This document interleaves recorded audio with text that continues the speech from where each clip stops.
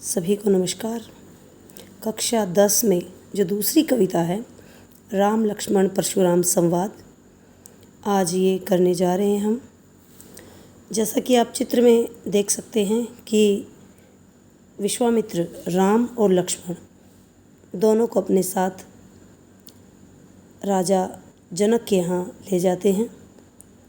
राजा जनक ने अपनी पुत्री सीता का स्वयंवर रखा था और श्री राम उस स्वयंवर में जाकर जनक की शर्तानुसार शिव के धनुष को तोड़ देते हैं। शिव का धनुष जो परशुराम को बड़ी ही तपस्या के बाद वरदान स्वरूप मिला था।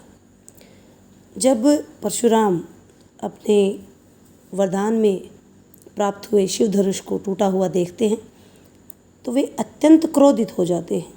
वैसे भी परशुराम का स्वभाव जो है वो बहुत ही क्रोधी, छोटी छोटी बातों पर उनको गुस्सा आता था और घमंडी किस्म का उनका स्वभाव था। जब वो शिव धनुष को टूटा हुआ देखते हैं तो अत्यंत क्रोध में आ जाते हैं। तो उनके बढ़ते हुए क्रोध को देखकर श्री राम जो है वो उनसे कहते हैं, पहला सरला देखिए कि नाथ शंभु धनु भंज निहारा। नाथ यहाँ स्वामी को कहते हैं और शंभु धनु, शंभु शिव, धनु धनुष, भंज निहारा तोड़ने वाला। ओही के हुए एक दास तुम्हारा। भाई वही कोई एक दास अर्थात सेवक तुम्हारा होगा। कि हे स्वामी, परशुराम से श्रीराम कहते हैं कि हे स्वामी, इस शिव धनुष को तोड़ने वाला कोई तुम्हारा ही दास होगा।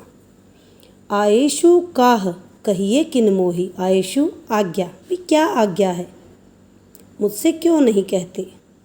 सुनी रिसाई, सुनकर गुस्से से बोले मुनि को ही।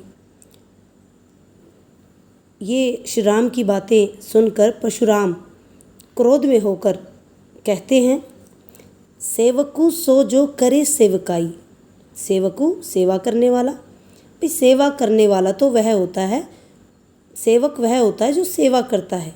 अरि करनी करी करिए लड़ाई। अरि करनी दुश्मन का काम तो केवल लड़ाई अर्थात लड़ाई करना ही होता है। भाई एक शत्रु का काम तो केवल शत्रुता करना ही होता है। सुनहु राम, भाई सुनो राम, जे ही शिव धनु तोड़ा, जिसने इस शिव धनुष को तोड़ा है। सहस बाहु समसो रिपु मोरा, वो व्यक्ति सहस बाहु के समान ही मेरा रिपु अर्थात शत्रु दुश्मन है। सो बिलगाऊ बिहाई समाजा, तो वह व्यक्ति अगर इस सभा में है तो इस सभा से अलग हो जाए। समाजा अर्थात सभा, जहाँ सारे राजा जो है उपस्थित थे। नैते मारे जे ही सब राजा, नहीं तो सारे सभा में उपस्थित सभी राजा मारे जाएंगे। सुनी मुनि वचन लखन मुस्काने, परशुराम के वचनों को, बोलों को सुनकर लखन लक्ष्मण मुस्कुराने लगे। बोले परशुधरई अवमाने, और परशुधरई जिसने फरसा धारण कर रखा था परशुराम, अवमाने अपमान करते हुए वो परशुराम से बोले, बहु धनुई तोरी लरिकाई। बहु बहुत, धनुई छोटी मोटी धनुषी, तोरी तोड़ना, लरिकाई बचपन। भाई हे परशुराम, हमने अपने बचपन में ऐसी बहुत सी छोटी मोटी जो है धनुषों को तोड़ा है। कभू ने असी रिस किन्हीं गोसाई। कभू मैंने कभी, असी मैंने न असी, भाई नहीं ऐसा, रिस मैंने क्रोध। गोसाई परशुराम के लिए आया कि हे मुनि, हे परशुराम, तब तो आपने इतना क्रोध हम पर नहीं किया था। एही धनु पर ममता के ही हेतु। एही मैंने यह, धनु धनुष, के ही मैंने क्यों, हेतु मैंने कारण। भाई इसी धनुष पर इतनी ममता किस कारण है। सुनी रिसाई कह भृगकुल केतु।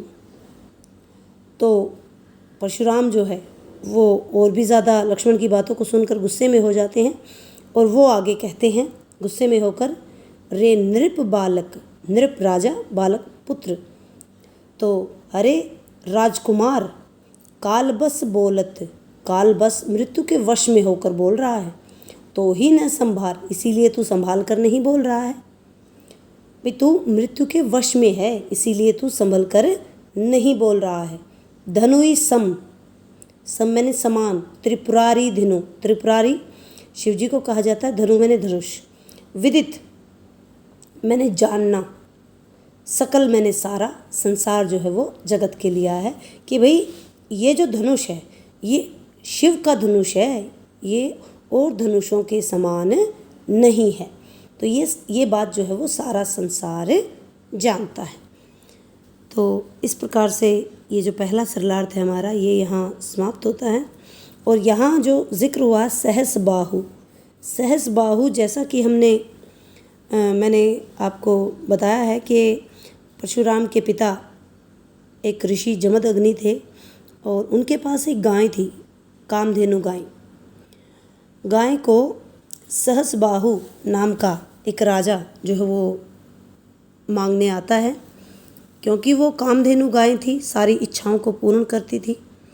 लेकिन ऋषि जमदग्नि सहसबाहु राजा को गाय देने से मना कर देते हैं और सहसबाहु उस गाय का अपहरण करके ले जाता है।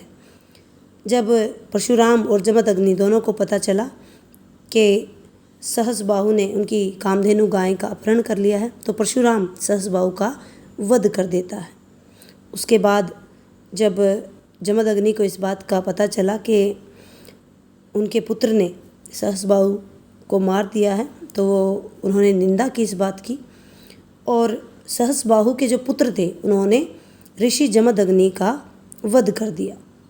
फिर परशुराम एक प्रतिज्ञा लेते हैं कि जिस प्रकार उन्होंने सहसबाहु को मारा है उसी प्रकार वो धरती पर एक भी क्षत्रिय जो है वो नहीं छोड़ेंगे। तो उम्मीद है कि आपको ये जो पहला सरलार्थ है ये अच्छे से समझ आया। इसके बाद हम इस कविता के अन्य सरलार्थ भी करेंगे। धन्यवाद।